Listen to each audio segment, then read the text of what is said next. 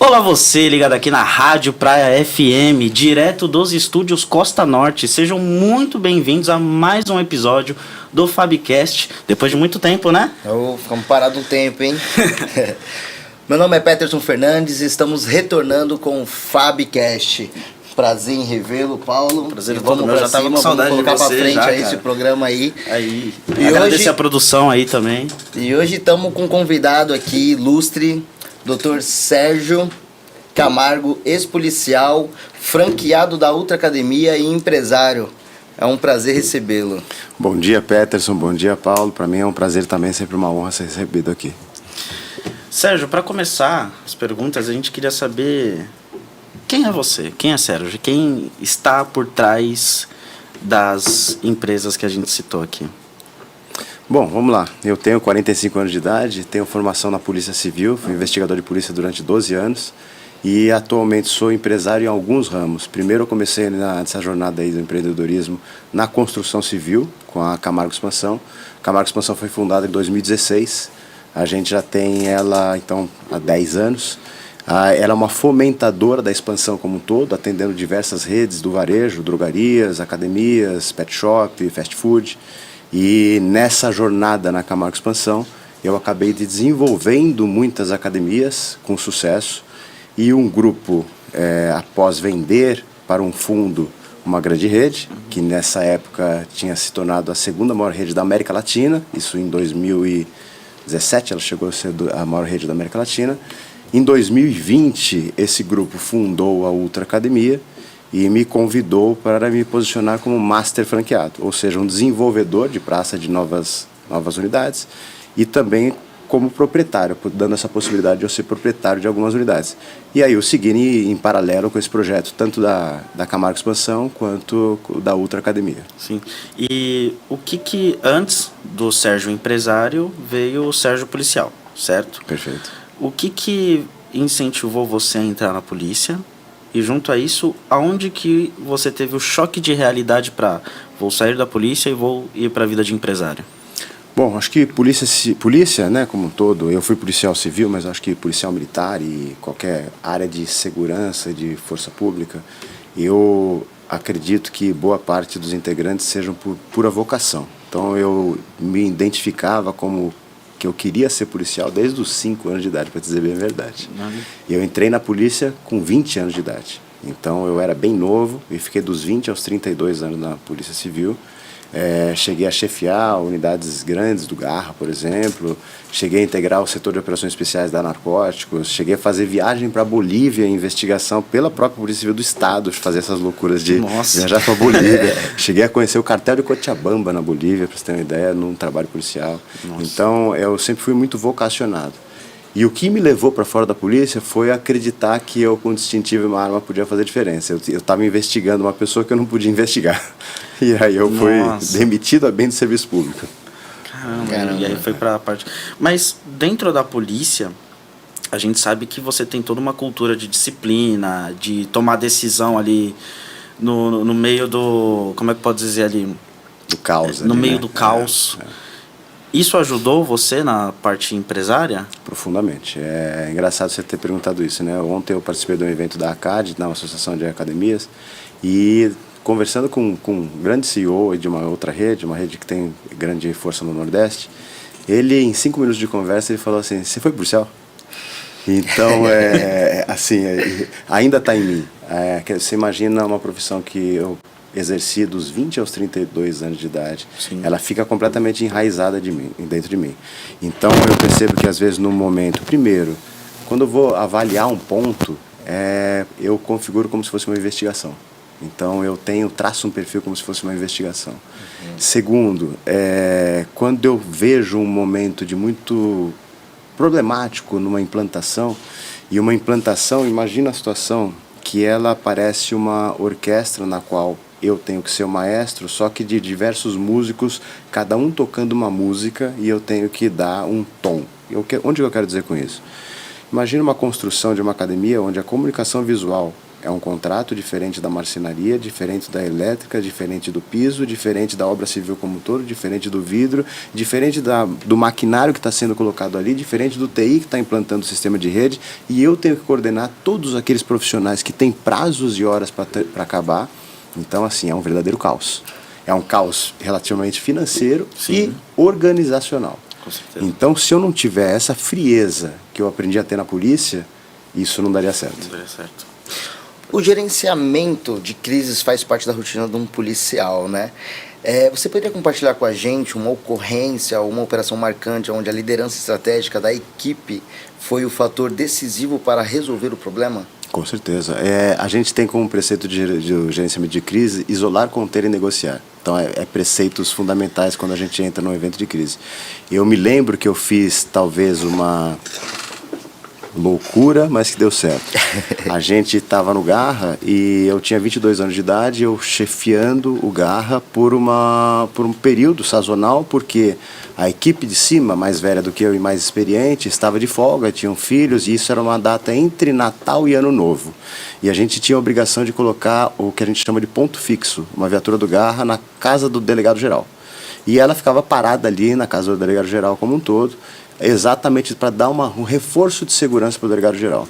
E eu estava chefiando esse dia, e muito inexperiente, mas bem ousado, vamos dizer assim, com 22 anos de idade. Eu ouvi no CEPOL que tinham invadido uma casa e já estavam com um refém, a cerca de 2 quarteirões da onde estava a minha viatura do ponto fixo. Eu não pensei 2 vezes, eu tirei a viatura do ponto fixo, deixei, entre aspas, o delegado-geral desprotegido por algum momento e consegui conter. A viatura que saiu do ponto fixo, ela pegou os bandidos saindo da casa exatamente no momento que chegaram.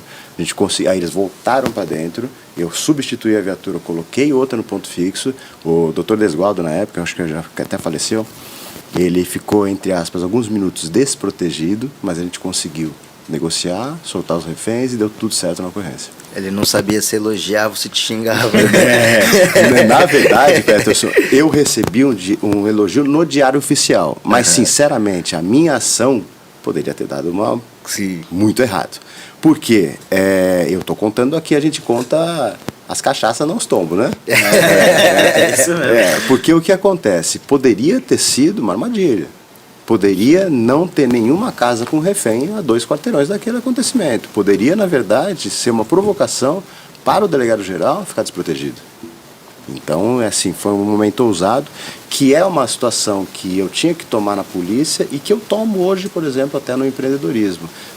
Eu acho que o que faz diferença, seja na polícia, seja em qualquer tipo de profissão, não é o by the book, não é seguir o que deu certo com outra pessoa. É exatamente a inovação, é exatamente você fazer a ousadia. E, assim, para sair da segurança pública e ir para o empreendedorismo, a gente sabe que exige muita coragem, né? São 2 mundos completamente diferentes, né? Mas eu imagino que quando você fez essa transição, os medos também mudaram. O medo que você tinha na vida sendo policial e o medo que você tem hoje sendo empresário são diferentes, certo? Certo. E qual era o medo que você tinha sendo policial e qual é o medo que você tem agora sendo empreendedor? Os maiores medos, assim. Assim, o que eu vejo? Eu acho que eu consegui desfrutar de 2 grandes vantagens que o ser humano procura. Primeiro, ter um trabalho no qual você é vocacionado e aquilo te preencher pela vocação e não pelo financeiro. Então, a polícia me deu isso, me deu o preenchimento vocacional. E a minha vida de empresário, ela me preenche no lado financeiro. Eu acho que são 2 prazeres completamente distintos, ainda que sejam 2 metas, eu acho que de qualquer um da sociedade. O medo que eu tinha na polícia é o que você já está imaginando, é a segurança como um todo. Com certeza. É ver parceiro baleado, é socorrer baleado, é ver cenas alarmantes de pessoa estuprada, de pessoas mortas. São cenas chocantes que te perturbam. E isso você marca para o resto da vida. O medo do empresário eu acho que ele está muito... Primeiro, depende do estágio que você está no empreendedorismo, ele é um medo financeiro. É um medo do que teu projeto não pare de pé em relação a retorno de investimento, a custo, a investimento como um todo. Depois, quando você passa de uma fase do financeiro que você também já está completamente suprido, pô, não vamos ser hipócritas, uma pessoa que tem 22 academias, ela não está mais com essa preocupação. Eu acho que a tua preocupação parte para o projeto. Qual é o projeto que eu estou fazendo? E aí, assim, existe um pouco de orgulho em si, no sentido de, queremos ser a maior, ou queremos ser a melhor e não a maior rede como um todo. E aí eu estou falando de todos os meus negócios, não apenas da Ultra, mas da Camargo, ou até qualquer negócio que eu me envolva. Mas, além disso, eu acho que também vem uma preocupação depois humanitária.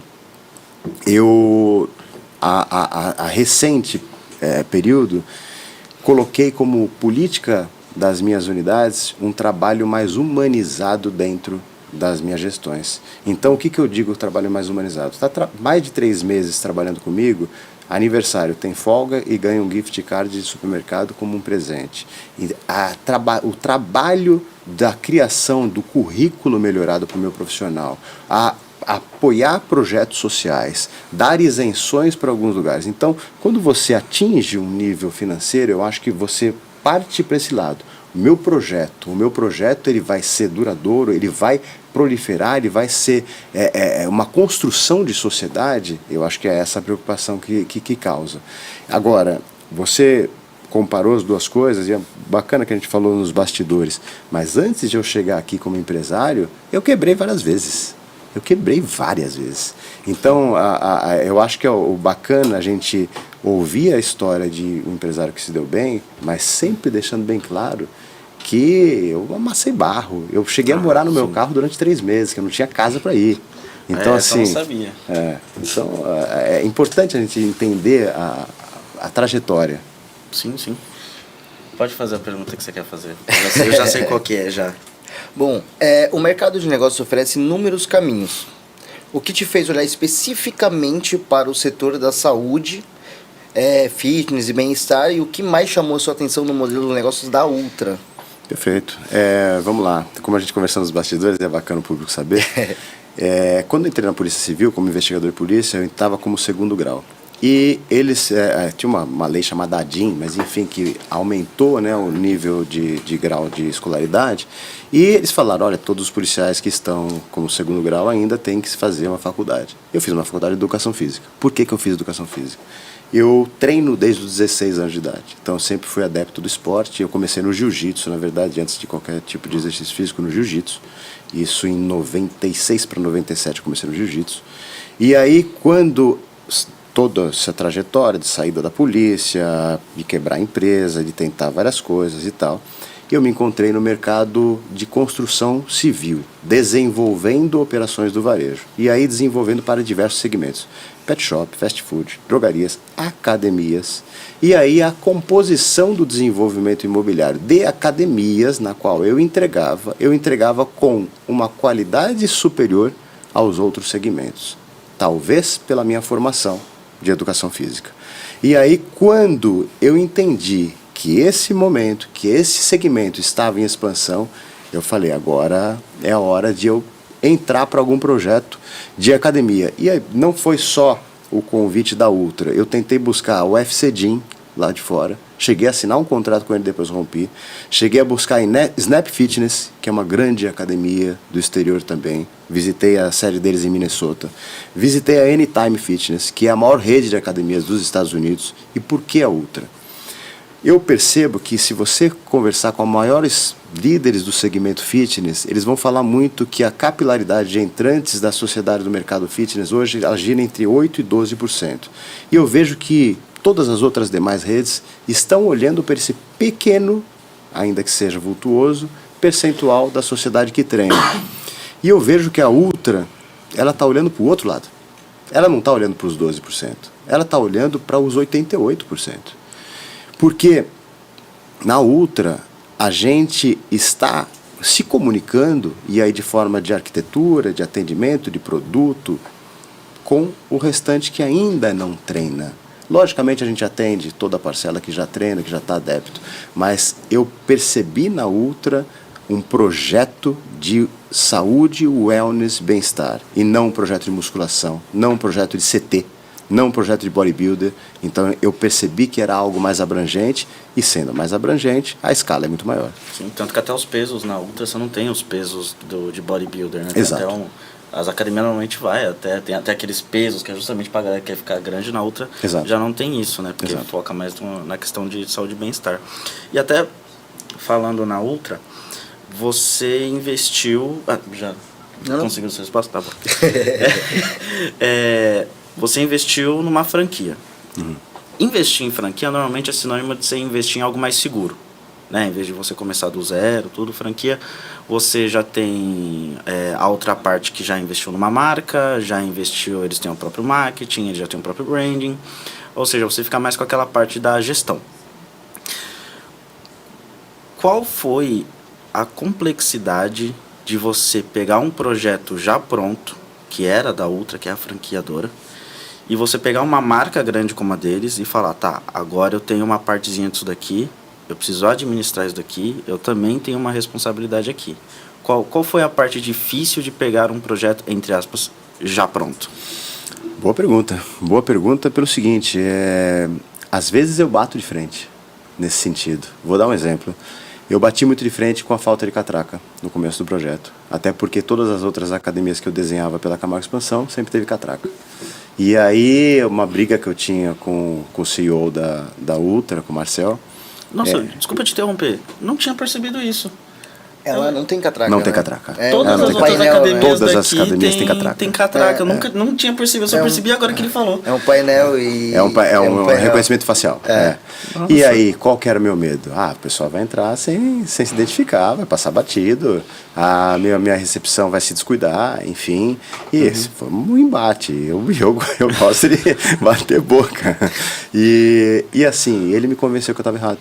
Deu super certo, ninguém entra sem ser identificado, até porque, querendo ou não, o que acontece? Quando você tem uma catraca, o cara coloca lá digital e simplesmente entra. A recepção não precisa atender ele e ele já está completamente para dentro da academia, do sistema da academia. No nosso sistema, ele faz o reconhecimento facial, mas para ele ser liberado no central do aluno, depende que a recepcionista dê o cheque. Pouca gente sabe disso. Então, o que acontece? Mesmo que ele entrasse e a recepcionista não viu ele não teria acesso ao central do aluno, a aulas, uma porção de coisas. Então, há um duplo check-in nesse sentido. Agora, estou citando um caso, porque você me perguntou, se pegar um modelo, entre aspas, engessado, e pegar um cara que eu me considero criativo e ter que obedecer aquele sistema engessado, me causa muito embates. Só que, hoje que eu vejo um lastro que eu tenho mais de uma dezena, né, então mais de 2 dezenas de unidades, eu entendo que o resultado me responde positivamente. E também é bacana entender que muitas das coisas que eu coloco, quando eles entendem que é pertinente, eles colocam. Por Eles exemplo, ouvem. Não sei se... acho que tem uma parede que tem o cimento queimado em Bertioga. A invenção do cimento queimado foi do meu escritório, através do Eduardo Saviora, que é nosso arquiteto, mas a ideia do cimento queimado a gente tinha colocado como uma introdução. Então, a ideia também do piso vinílico é nossa, porque a gente começou com um piso epóxi branco, e aí é nossa. A luz, quando começou também, era 6K, que era uma luz mais fria. A gente colocou uma luz mais quente, que é de 4K, que a gente achou que era mais confortável. A ideia é nossa. Então, assim, por mais que eu tenha entrado no modelo engessado, eu sou ouvido. E aí lógico que tem coisas que ainda eu não concordava, que eu entendi o ponto de vista deles, e eu entendi que eu tô dentro de um projeto que foi estabelecido por outras pessoas, e aí eu tenho que entender a cabeça das outras pessoas, que eu acho que é muito disso. A gente, quando faz um negócio, a gente tem que entender que a gente está fazendo um negócio para ganhar dinheiro, e muitas das vezes não é um negócio que foi modelado por nós, aquele negócio para ganhar dinheiro. Lógico que a gente tem que concordar com todos os conceitos e diretrizes da marca, mas a gente tem que entender que quando é uma rentabilidade, quando é um volume financeiro, a gente está trabalhando com a grande massa. Sim. E então quer dizer que, mas essas mudanças que você falou já estão aqui foi Sim. Estreado aqui na de Bertioga? Não, elas já foram anteriores. Mas agora virou padrão. Virou padrão. A influência que tem. Não, isso me lembra um caso. Vou Falar um pouquinho demais agora, tá? Eu me lembro um caso, tem um amigo meu que ele tem uma franquia de uma empresa de salgados, faz salgado. E aí essa mesma empresa decidiu fazer um produto novo. Eles vendiam frango empanado de um jeito X e eles iam fazer um outro produto, que era uma massa recheada, só que o empanamento dela era muito mais crocante do que a do frango. Legal. Aí ele vendeu por um tempo, não sei o que, daqui a pouco ele virou e falou: se a gente pegar esse empanamento que vocês colocaram nessa massa, que depois vocês recheiam com, sei lá, costela, presunto, queijo, não sei, e a gente empanar o frango e começar a colocar ele num balde. Bateu boca, que eu sei dessa história porque durante um tempo ele foi meu sócio. Ele bateu boca, ele colocou dentro da loja dele sem a aprovação da franquia. Quase perdeu a franquia nessa brincadeira. Mas aí agora a franquia aprovou e já está autorizado. Já inclusive essa mesma franquia que tem em Itanhaém, quando eu passei lá eles estavam vendendo esse mesmo frango. É parecido com a história do Mac, né? Parecido Com a questão do milkshake, não foi? Do saquinho. Nossa, sim, verdade. Isso Entendeu? mesmo. Então, pode ver que, por mais que às vezes você tenha um modelo pronto já, fala, não, eu tenho um modelo pronto, um modelo que deu certo, não quer dizer que seja um modelo perfeito e não quer dizer que não possa ser aprimorado. Pegando esse teu gancho, existe um trabalho também de regionalização que é fundamental para qualquer rede. Vou dar um exemplo. A gente tem um plano na Ultra Academia, que é o Ultra 360. Ele foi estabelecido, e a nossa sede é na capital paulista, na Avenida Paulista, e ele foi estabelecido de quem está num escritório na Avenida Paulista, que acha que esse convênio que a gente tem no plano Ultra 360, ele está disponível em qualquer cidade do Brasil da forma que ele está disponível na Avenida Paulista, ou seja, um erro. A Avenida Paulista, você tem uma estrutura que você, em poucos lugares, você tem uma similar. Então o que acontece? Eles deram essa fórmula como um Ctrl-C, Ctrl-V para a gente aplicar na ponta. Quando a gente bateu, por exemplo, em Bertioga, e ainda que eu admire bem a estrutura da cidade, eu acho que Bertioga ela é um novo Guarujá no sentido de proliferação e escala de comércio e expansão, o Tem Saúde não tinha bom atendimento. Muito vago. Você tem saúde, na verdade, é como tipo um convênio. Então, quando você faz o plano Ultra 360, você tem direito a esse Tem Saúde, só que o que a gente estava entregando para o aluno não estava tendo valor. Então, a gente não estava tendo venda. O que eu fiz? E aí eu não fiz pela holding. Eu fiz por mim, e aí voltando aqui, exatamente a tua pauta. Eu criei o que eu chamei de clube de benefícios. Então, eu abri o raio regional e falei, o que eu vou modelar nesse clube de benefícios? Estética, massagem, alimentação, suplementação, nutricionista. Então eu vendi não o Tem Saúde para o Ultra 360, mas o Tem Saúde mais esse clube de benefícios. Isso deu certo aqui, deu certo em Campinas, deu certo em Americana. Quando deu certo, eu virei para a Rode e falei, opa, já estou fazendo, mas vê se vocês aprovam. Ok, eles aprovaram, mas veio meu para eles. Então foi algo que eu refiz porque eu entendi que na ponta, nas unidades, não estava funcionando a forma que eles estavam fazendo a aplicação do Ultra 360. Okay. Bom, manter a padronização exige um nível de liderança muito presente. Como você disse, tem 22 unidades.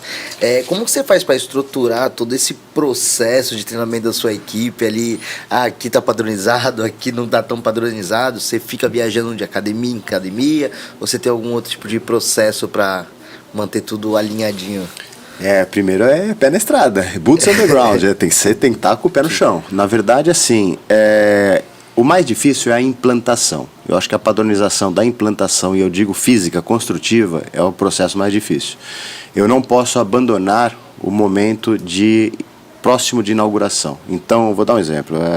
A gente está em vias de inaugurar a unidade de Paulínia, próximo de Campinas, provavelmente no dia 8. Ainda não posso anunciar a data de forma oficial, que ainda há algumas pendências na unidade, mas provavelmente no dia 8 de junho a gente esteja inaugurando essa unidade. Eu fiz a contratação da serralheria, fiz o pagamento, o padrão, as cores, a metodologia. Quando eu entrei na unidade, a serralheria estava instalada no lugar errado. E assim, é difícil que eu culpa o cara da serralheria que fez já mais de 10 obras com a gente do posicionamento Então, assim, são tantas plantas de verificação que muitas vezes isso se perde no momento da instalação. Às vezes também alguma tonalidade, o que a gente chama de Pantone, de algum acabamento de comunicação visual, não saiu igual o caderno técnico, porque o material em si do ACM não tinha aquela porosidade que seria suficiente para ter aquela tonalidade. Isso a gente está falando de implantação física. E em relação à metodologia padrão, cultura da equipe, o que a gente tem feito? A gente tem uma equipe, vou dizer assim, de excelência da unidade de Cambuí, Campinas. E por que eu vou classificar ela como excelência? Porque ela, na última convenção do grupo, ela pegou segundo lugar em NPS. Então, a avaliação pelo público, a gente foi o segundo lugar de toda a rede. Então, você imaginar 200 unidades, a gente estava em segundo lugar. Então, eu classifico ela como excelência. A partir do momento que você tem uma equipe de excelência, o que eu procuro fazer? Inaugurei uma nova unidade, eu vou pegar 1, 2, 3 funcionários daquela minha unidade que é referência, vou dar um dinheiro a mais para aquele meu funcionário e ele vai estar atendendo nas primeiras semanas naquela minha nova unidade, seja onde for. Tanto é que a unidade aqui de Bertioga, a minha distrital, que é moradora de Campinas, ela vem para cá. É legal que você dá oportunidade para quem já está dentro da empresa, isso motiva também muito. Sim. E sobe. Essa minha distrital, por exemplo, ela começou como o que a gente chama de recepcionista. Eu não gosto do termo de recepcionista porque eu digo consultora de venda, né? Porque recepção é hoster, é apresentar, seja bem-vindo. Recepção de academia não é recepção, é consultora de venda porque faz venda. Mas enfim, ela começou no cargo de atendimento e hoje ela é distrital. Então tem um ganho aí de mais de 10 salários. Então é exatamente a projeção de que carreira que é possível fazer dentro de uma rede. A gente sabe que empreender no Brasil, em qualquer lugar é um desafio, mas no Brasil a gente está num nível a mais. Empreender no Brasil é complicado por muitos fatores, né, que a gente tem especiais aqui do nosso país. Mas tirando fatores externos, né, falando do empreendedor, na sua visão, qual que é o maior erro que o empreendedor, tanto um novato quanto mais experiente, comete na hora de iniciar um novo negócio? Por exemplo, você mesmo já tem 22 franquias da Ultra. Você vai abrir a 23ª. Que erro que você pode acabar cometendo ali que, mesmo se você sendo experiente, pode acabar com tudo? Eu acho, na verdade, assim, existem escalas de empresas e escalas de erros mais pertinentes em cada escala de empresa. Vou dar um exemplo. Primeiro erro básico de uma pequena empresa, da introdução da pessoa no mercado do empreendedorismo, é a falta de estudo. E eu não digo estudo escolar, eu digo estudo do caso. Então, assim, você tem que entender, montar um plano de negócio, ter uma leitura de dashboard de negócio, entendendo, vamos colocar aqui para o mundo de academia, entendendo que uma falta de visitação na tua unidade é falta de investimento em marketing, uma falta de conversão na sua unidade, ou seja, a visitação está boa, mas não está convertendo, é uma falta de treinamento de vendas, uma falta de fidelização, é uma falta de trabalho de pós-venda dentro da unidade. Então, quando você tem essa capacidade de leitura, de estudo de planilha, é muito bacana você começar um negócio. Vamos voltar, por exemplo, quando eu quebrei 3 empresas. Quando saí da polícia, eu abri loja de suplementos. E cheguei a ter 3 lojas de suplementos, chamava Shape Fitness. E, se eu tive 3 unidades, significa que em algum momento eu comecei a crescer. Mas eu apoiei toda a minha operação num único importador e as minhas lojas ficavam numa sublocação de uma academia. Que aí, por pura coincidência, a grande rede hoje que existe, que é a Smart Fit, ela que fez quebrar minhas academias, as minhas lojas de suplemento, porque era uma sublocação de uma academia regional que acabou quebrando por causa da Smart Fit, que quebrou diversas outras academias. Então, assim, primeiro, estava apoiado num único canal de vendas, estava num único modelo de negócio. Erro de um empresário. Aí, quando a gente vai falar de um grande empresário, e aí eu estou falando de pessoas que já têm mais de 10 unidades, vamos colocar nesse momento, eu diria que a maior ferramenta de aumento de escala de unidades e a única coisa que pode te levar para baixo é a mesma ferramenta. É exatamente a alavancagem. Se você falou um pouco de investidor anjo. Vou te dar um exemplo. Se você tem um negócio, se você tem um projeto, se você tem um produto, mas você deixar ele completamente alavancado, a ponto de tirar totalmente tua margem, tirar totalmente teu comando, tirar totalmente tua autonomia, o teu negócio pode dar certo, mas vai quebrar. Sim. Você sabe do que eu estou falando. Então, assim, quando você... E a alavancagem no modelo de negócio, de escala, e aí eu vou falar por todas as grandes redes, seja McDonald's, seja Drogasil, ela é presente, ela é necessária, sim, a alavancagem. Mas se você não souber lidar com a alavancagem, você quebra da mesma forma que você cresce. É o que está acontecendo com o Subway agora, né? O Subway, ele alavancou tanto, ele está em tantos lugares, ele é, né, de fast food, ele é a empresa que mais tem franquias no mundo, se não me engano. Só que ele alavancou tanto que tem lugar na Europa que no mesmo bairro você tem 3 Subway. Isso aí. E aí um começa a competir com o outro. E eles começam a Os quebrar. franqueados, eles têm uma certa restrição, uma certa lei que proíbe a proximidade dos franqueados, não é? Tem, mas isso já é algo interno. E é frágil isso. Isso é frágil. Por exemplo, a própria Ultra tem. Mas, e aí vamos voltar para esse panorama que eu coloco muito, porque eu acho que toda grande rede, seja franquia ou rede própria, ela tem que sempre respeitar a regionalização. O raio de atuação da Ultra Academia, ele foi visivelmente traçado na Avenida Paulista. Vou te explicar por quê. O raio de exclusividade é de 1 quilômetro. E aí o raio permitido é até 2 quilômetros. Quando você fala em 2 quilômetros, uma academia de uma para outra, em São Paulo pode fazer sentido, na capital. Mas se eu colocar uma academia aqui da própria Ultra, 2 quilômetros daqui onde eu estou em Bertioga, vai canibalizar. Sim. Vai canibalizar. Porque 2 quilômetros na capital, você roda em, sei lá, em 20 minutos. 2 quilômetros em Bertioga no interior, são 2 minutos. É isso mesmo. São 2 minutos. Então, assim, o raio que é traçado de área de exclusividade, muitas vezes ele não é saudável para a operação. E do Subway provavelmente não. É o que aconteceu com o Burger King aqui em Bertioga, pô. Tinha só um aqui, eles abriram lá na Riviera. Você acha que o cara daqui não ficou... Ele vai fácil para lá. Então, Porque era o pessoal da Riviera que vinha para cá, na real, né? Pra vir comer o E aí Burger a pessoa King vai aqui. deixar de vir, porque ele já está lá. Então você vai sofrer a unidade. Então, fato. Numa questão de, digamos, um número maior, não digo ainda Bertioga, que Bertioga ainda não está com toda essa população, mas não vai colocar um triplo de população em questão de Bertioga aqui, ainda sendo uma cidade de fácil acesso aos locais, 2 km em 2 minutos, para você como franqueado abrir uma nova franquia, sua mesmo, compensaria? Faz sentido, não visando a lucratividade, se é que você pode me entender. Isso, a divisão de pessoas mesmo, para não sobrecarregar uma única academia. Mais do que isso, um fortalecimento de marca. Aí faz sentido. Na verdade, a gente está olhando para esse tipo de projeto aqui em Bertioga. A gente entende o seguinte, é muito bacana você ter tocado nesse assunto. A holding em si, que está acima de mim, né, ela fala muito assim, Bertioga deu certo porque não tem grandes redes aqui de academia. E eu tenho um pensamento completamente contrário. A gente não tem grandes marcas aqui, mas a gente tem boas academias aqui.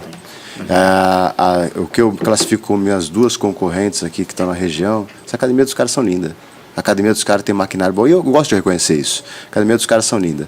E uma das coisas que eu acho legal é que a gente provocou melhoria deles. Isso é muito bacana. Porque o pessoal começou a fazer ações iguais, fez reinauguração, comprou ar-condicionado, comprou maquinário. Se isso acham que me causou alguma preocupação, pelo contrário, me deixou feliz pra caramba. Porque a gente acabou elevando o nível. E aí é aquele negócio, você tá... É meu concorrente, não é meu inimigo, de forma nenhuma. E se o cara botou uma pistola, a gente coloca um fuzil. Se o cara colocou um fuzil, a gente coloca um canhão. Tanto a gente agora está abrindo spinning, a gente está comprando simulador de escada. Então, assim... Quem ganha é o consumidor no final também, né? É o consumidor. Eu falei das minhas lojas de suplemento e que a Smart Fit foi a grande culpada da minha queda ali. Sim, que bom, que ótimo. Porque quando eles chegaram em 2009 com o modelo da Smart Fit, eles revolucionaram o mercado fitness. O mercado fitness, até então, eram academias de bairro, sabe? Sim. Boca de porco, cara, todo equipamento enferrujado e tal. Quando a Smart Fit chegou, ela nivelou para cima. E a gente já pegou esse mundo já com um nível alto, sabe? Então, hoje, isso é legal, que as academias, elas estão tão proliferadas, estão todos em todos os lugares, que você tem que fazer um diferencial, tipo, dando um brinde, dando uma promoção, apoiando algum projeto social, dando patrocínio.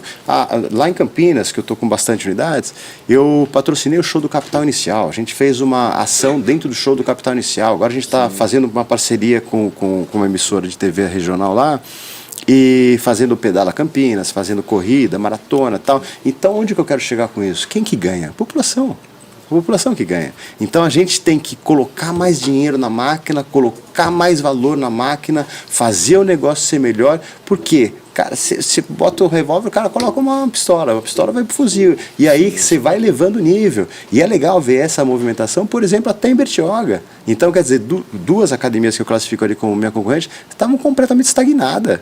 Estava completamente confortável, ninguém entrava ali. A gente entrou, o pessoal teve que melhorar. E assim, a academia local ali de bairro, até as que a gente tem aqui em Bertioga, elas têm uma vantagem que, primeiro, todo mundo conhece o dono. O dono é fulano, é amigo, tal, não sei o quê. Tem histórico. E o horário, né? Tem horário, histórico, sabe? Já tá ali há um tempo, o pessoal já confia. Às vezes, no caso de Bertioga, né, que aqui normalmente acontecia bastante evento, patrocinava muito evento, todo mundo já... Aí chega uma academia nova, putz, será que vale a pena sair daqui? Eu até ia perguntar também em questão disso, porque você trabalha com academia. A academia, a gente até brinca aquela coisa, não, janeiro eu vou começar, segunda-feira eu vou começar. Segunda-feira eu tô começando. Vai um mês, acabou, tchau.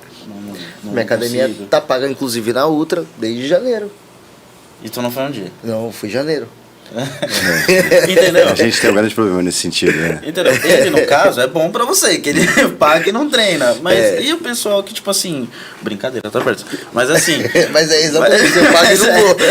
Mas assim, esse mercado você tem o pessoal que é lá, true believer, realmente vai lá, vou treinar todo dia e tudo mais, saúde. Mas você também, eu imagino, pelo menos eu de fora, que a grande maioria é a galera que vai treinar 1, 2, 3 meses e cai fora. Como é que você lida com isso? Você acertou exatamente no nosso gargalo, né? 20 a 25% é plenamente fiel, tá? De academia. E aí o restante, vamos colocar 75%, 70%. São pessoas que você tem que fazer uma política de retenção ou de fidelização muito grande. Ao contrário do que a maioria pensa, o bom aluno não é aquele que não vai. Não é, tá? Vou te dizer qual é o aluno ideal pra gente. O aluno ideal pra gente é o cara que vai 2 vezes por semana, é o cara que saiu do sedentarismo para entrar na nossa operação. Esse cara é dependente de um bom resultado de qualidade de vida da nossa academia. Sim. Não vai destruir equipamento nenhum, porque ele veio de uma vida completamente sedentária. Sim. E mesmo pouco treino faz diferença na qualidade de vida do cara. Então ele criou uma rotina, tal, não sei o quê. Isso, beleza, isso é a nossa carteira, a gente faz, e aí a gente utiliza de uma política de régua de contato. Então, o que significa essa régua de contato? A gente faz uma planilha de entendendo, o Peterson parou de vir, vamos dar uma mensagem para ele. Olha, vou voltar, não sei o quê. Então, a gente faz uma política de resgate. Por quê? Uma pessoa que está 2, 3 meses sem ir e pagando, a chance dela cancelar é gigantesca. Sim. Então, a gente tem que evitar esse momento. Até pensando numa cidade pequena, a chance de você reconquistar aquele aluno é difícil. Quando você está numa cidade que tem grande mancha de densidade demográfica, beleza, saiu o Peterson, entra o Paulo e vida que segue. Só que quando você está numa cidade menor, o trabalho de retenção, de fidelização é muito maior. A gente agora, nas novas unidades, inclusive na unidade de Paulínia, eu reservei cerca de uns 40, 50 metros quadrados de um espaço de socialização, com um mini mercado dentro, sofá, mesa, coworking, carregador de celular, uma TV que inclusive vende publicidade nessa TV. Qual é o meu objetivo? Eu estava numa entrevista, acho que umas 2 semanas atrás, e eu me referi positivamente que eu vi uma influenciadora chamar a minha unidade lá de Campinas de casinha. Nossa. Então é aí que eu quero chegar. Eu quero ser a segunda casa do cara. No momento que eu sou a segunda casa do cara, que o cara vai encontrar um amigo, que vai ter rotina, que vai ter algum tipo de paquera, que vai ter qualquer tipo de socialização, a fidelidade do cara vai estar ali. Porque eu gosto de treinar. Tá no meu sangue, eu gosto de treinar, treino desde muito tempo atrás, desde 96, 97. Mas eu entendo que boa parte da população não é obrigada a treinar, a gostar de treinar. Só que todo mundo gosta de se socializar. Então, se eu crio um ambiente de socialização dentro da minha academia, o treino ele se torna secundário. O cara vai treinar, vai ser assíduo, vai ser fiel, mas o que vai motivar ele é o ambiente. Certo. Em minha defesa, eu não ando treinando porque é por causa do serviço e por causa da faculdade. Quando eu comecei em janeiro, eu gostei muito do plano, principalmente o plano Fidelidade, que Legal. eu falei, vai não me obrigar a ir, mas vai dar um incentivo para estar indo. Só que, uma pergunta agora por fora, existe alguma das outras que é 24 horas? Tem algum plano para trazer uma 24 horas? Porque que nem a gente acaba entrando cedo no serviço, sai às vezes em cima do horário, que nem ele tem a faculdade, e a faculdade acaba ali entre 10h30, às vezes quase 11 horas, e é mais ou menos o horário em que a academia está para se encerrar, né? Bacana E ter também, às comentário. vezes, a gente não quer ir em horário de pico também. É. Que seria umas 6, 7 horas aí, né, na verdade, né? Você sabe que muda um pouco, às vezes, dependendo da região. Engraçado, você trouxe um assunto, a gente tem várias unidades 24 horas. Praia Grande, por exemplo, é 24 horas. A Paulínia que eu estou abrindo é 24 horas. E aí você vai falar assim, não, pô, cidades maiores tem que ser 24 horas? Às vezes não, às vezes é uma peculiaridade do comportamento da cidade em si. Vou te dar um exemplo. Paulínia é uma cidade pequena, é uma cidade que estava anexada em Campinas há cerca de 50 anos atrás, então é uma continuação de Campinas como um todo. Sim. E ali é uma cidade dormitório, é uma cidade que o pessoal dorme na cidade, mas trabalha em Campinas. E aí, então, assim, o comportamento da cidade é muito parecido com o que o Peterson disse. O comportamento da cidade o cara acorda muito cedo, tem que terminar todos os compromissos dele, então, e aí um deles é treinar, e depois o cara vai trabalhar. A gente, quando fez o mapeamento, o estudo de região de Bertioga, a maioria das academias até então abriam às 6 horas da manhã. A gente já, entre aspas, revolucionou abrindo às 5 da manhã. Mas a gente abre a possibilidade de, talvez, num futuro próximo, mudar o horário e até deixar um pouco mais amplo. Sim, se a gente entender que o comportamento da cidade está apontando para esse caminho, a gente não depende que a cidade seja extremamente grande para abrir uma academia 24 horas. Assim como Paulínia, que é uma cidade de 110 mil habitantes, a nossa academia vai abrir 24 horas. Então, quando a gente entende que é o perfil daquela sociedade está demandando uma academia 24 horas, a gente não tem medo de abrir. Porque eu mesmo, por exemplo, às vezes eu fico até de madrugada no escritório.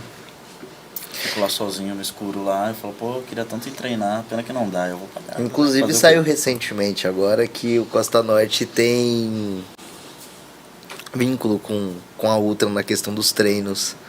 A gente tem um nome pra isso? Logista? Plano logista? Parceria? É tipo uma parceria, convênio, É, exatamente. Então, o pessoal que estiver assistindo aí, que é nosso, por sinal, vão lá, se inscrevam na Ultra. Aí, ó. Eu posso conversar. Eu tenho lá, direito de a isso, repente, gente. pode conversar. Eu quero ter direito a isso, gente. Que legal, que eu não sabia disso daí do convênio, então. pô. A Legal. gente fechou, acho que tem pouco tempo, acho que tem uns 2, 3 meses. É que entrou no nosso plano mais barato. Eu quero, né? eu quero isso daí, gente. Inclusive o meu de janeiro não tá nisso aí. Já tem que fazer lá, ó, tá vendo? Mas já tem que fazer um treininho lá, hein? É só com levar o crachá lá. Só levar o crachá. Então eu quero um crachá. Fica aí minha... Eu quero um crachá meu do Costa Norte, gente. Por favor, tá? Verdade. Era pra eu ter feito essa pergunta um tempo já atrás. Voltando ainda da carreira de polícia. Sim. A gente falou de disciplina, mas também a gente sabe que tem toda a parte da hierarquia. Certo? Que a polícia, ela valoriza muito essa parte de hierarquia. Como que você trata a hierarquia dentro das suas unidades? Como que é a hierarquia nas suas empresas? Pelo fato de você ser policial, você acha que o modelo hierárquico das suas empresas foi influenciado pela sua carreira? Putz, é até difícil falar disso. Eu nunca fui muito bom de hierarquia, não. Sempre foi teimoso. Deixou o superior só. Nossa senhora. Mas você sabia que tá na raiz do empreendedor ser teimoso, cara? Tá na e raiz. ousado, às vezes fazer coisa errada, Sair entendeu? da caixinha, né? Sim.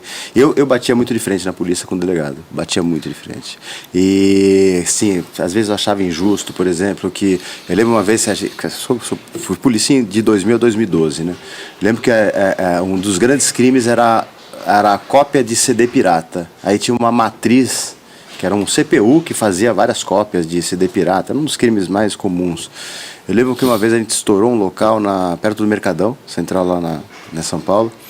E aí realmente o culpado fugiu. E ficou ali só a mulher e os filhos dele. E aí o meu delegado, não, tá no local, tem que prender. Não, eu falei, doutor, não tem.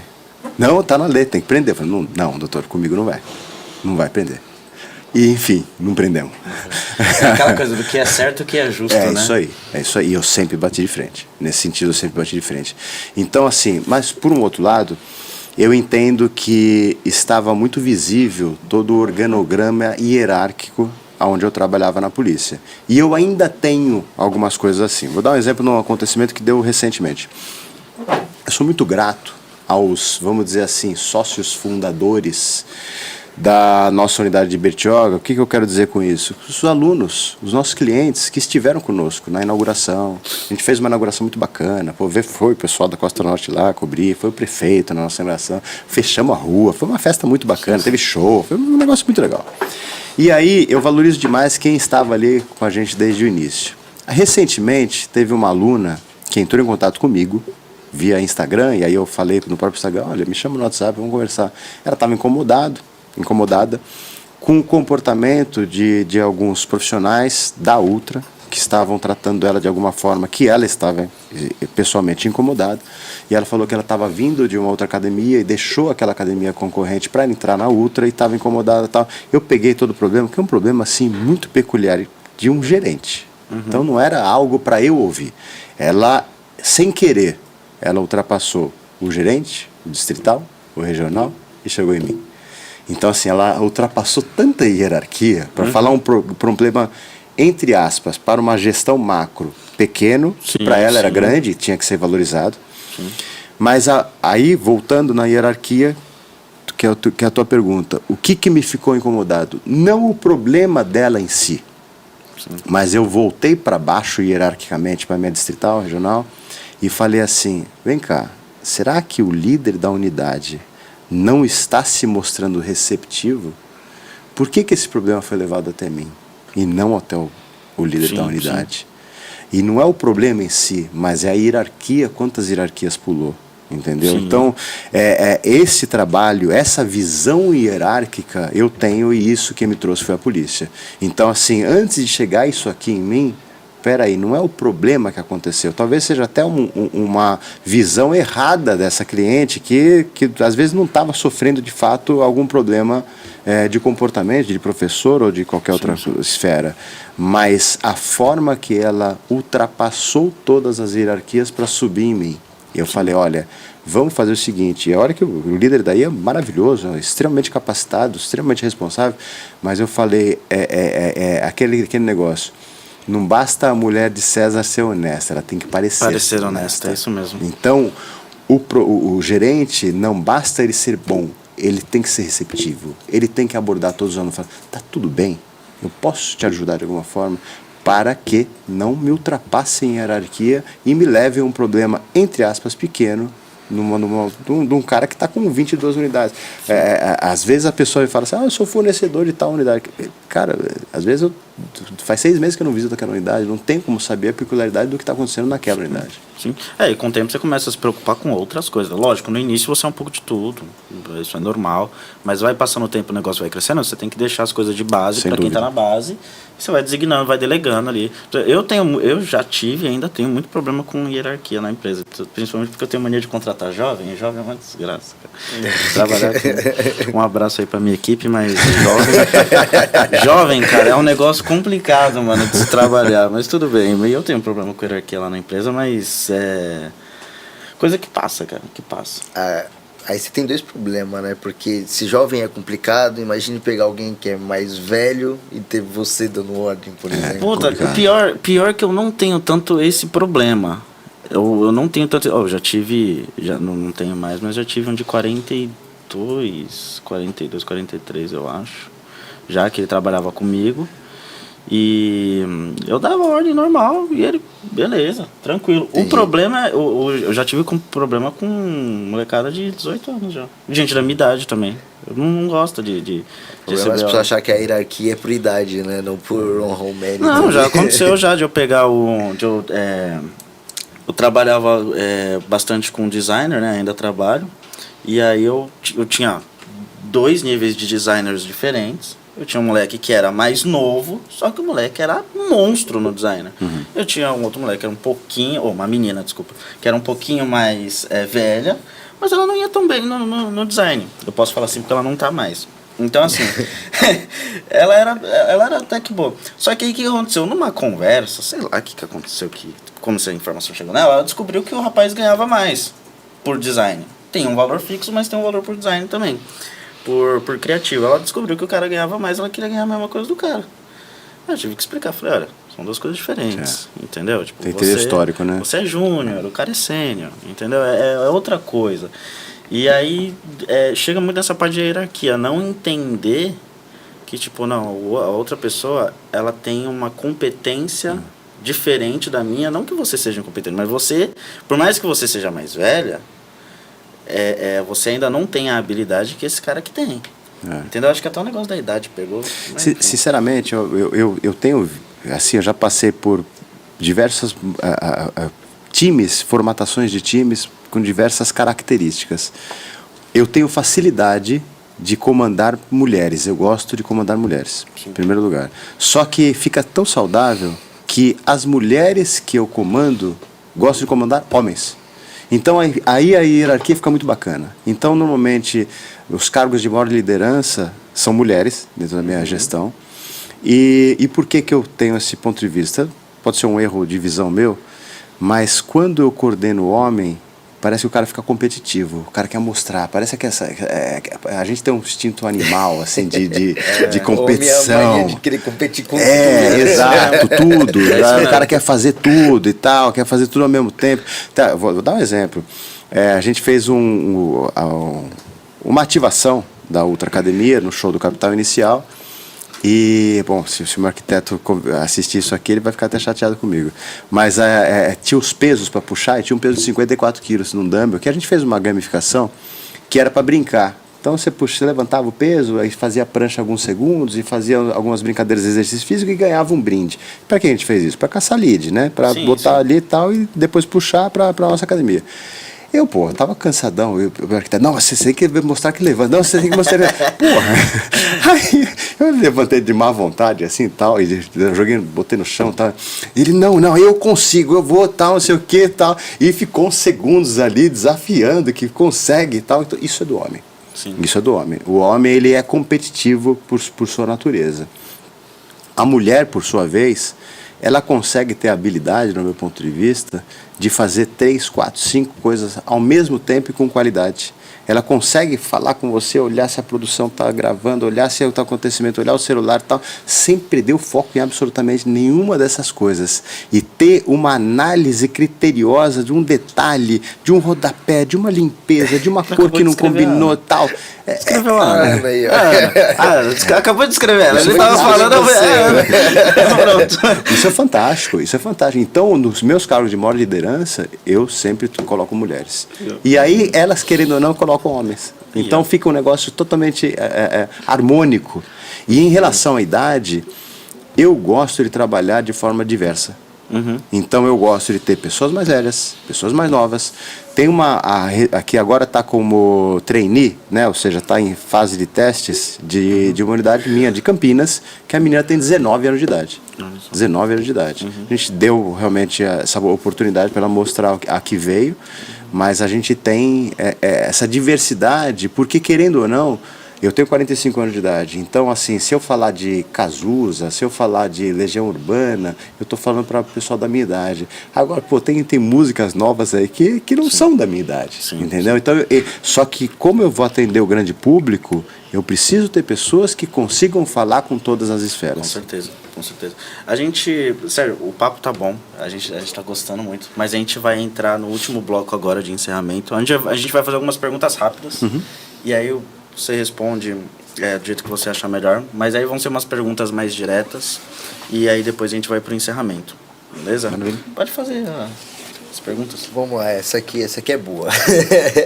Se você pudesse voltar no tempo e dar apenas um conselho ao Sérgio que estava entrando no curso de formação da polícia, qual seria esse conselho? Não mudaria absolutamente nada. Faça aquilo que você acredita. Eu acho que todos os tombos que eu levei me levaram aqui onde eu tô. Perfeito. Qual foi o maior aprendizado prático que um erro de gestão te ensinou? Não confiar cegamente em nenhuma célula da gestão.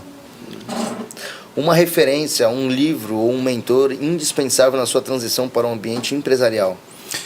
Engraçado, sai um pouco da esfera empresarial, mas eu não tinha como citar outro, Leandro Carnal. Porque realmente você tem que ter um entendimento do ser humano como um todo, do pensamento, para depois você entender o que você vai fazer como empresa. E a quarta e última pergunta, para o fechamento do episódio, vamos lá. Operação policial de alta complexidade ou o dia de pagamento de tributos e folha de funcionários da empresa? Operação policial, lógico. Mas o que demanda mais estômago hoje? Não, assim, a operação policial é prazerosa. Assim, você pode morrer, você pode tomar tiro e tal, mas ela é extremamente prazerosa. A adrenalina que está ali na operação policial é maravilhosa. É maravilhosa, não tem o que falar. Você vê como pagar imposto é ruim, né? O cara prefere ter um tiroteio. Mil vezes. Cara, eu vi um vídeo do cara falando: o brasileiro não sabe fazer guerra, acaba a munição, os caras puxam um facão e vem pra cima. O brasileiro não sabe fazer guerra. Sérgio, muito obrigado por ter vindo aqui, por dar essa atenção pra gente. Muito obrigado mesmo. Aguarde próximos convites, tá? Porque teve bastante coisa que a gente não falou. Inclusive, a gente teve que até pular algumas perguntas por causa do tempo. Espere o próximo convite. Disposição. O finalzinho a gente deixa pro convidado passar suas redes sociais, passar justamente as empresas que ele faz parte. Então, se você quiser, pode olhar para aquela câmera ali, falar, se quiser falar seu @ no Instagram, seu Facebook, número do WhatsApp, os 3 números atrás do cartão, fica à vontade. Maravilha, vamos lá. Primeiro, foi um grande prazer ser recebido por você. O papo estava realmente muito bacana, muito solto nosso aí. E assim, uma mensagem principalmente para o pessoal de Bertioga, apesar da gente ser uma rede grande com sede na capital, eu sempre faço o trabalho presencialmente. Hoje, inclusive, eu passar na unidade.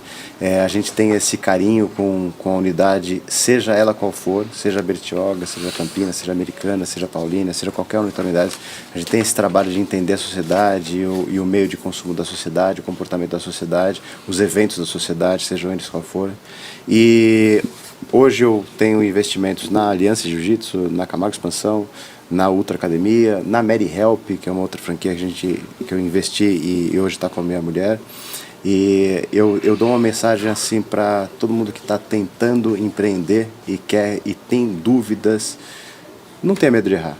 Se você errar e corrigir o rumo na hora certa, não tenha medo de errar. Não vai vir uma receita certa, seja o curso de gestão que você faça, seja a mentoria que você faça.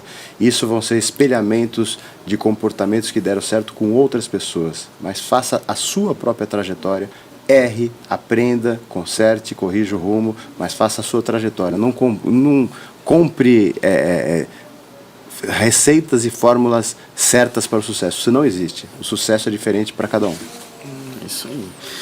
Eu queria agradecer também você que assistiu até agora, você conseguiu assistir uma parte, tá aqui. A gente quer agradecer você, porque sem você a gente não é nada, não adianta nada. A gente tá aqui gravando e não tem ninguém para assistir, então a gente agradece você que comentou, você que curtiu.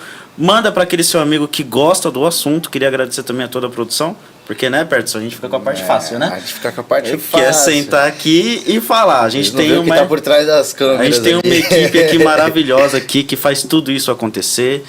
E muito obrigado pra você e fiquem ligados porque isso daqui é só o começo, né? Só o começo, vamos voltar com tudo agora. Valeu. Até o próximo episódio.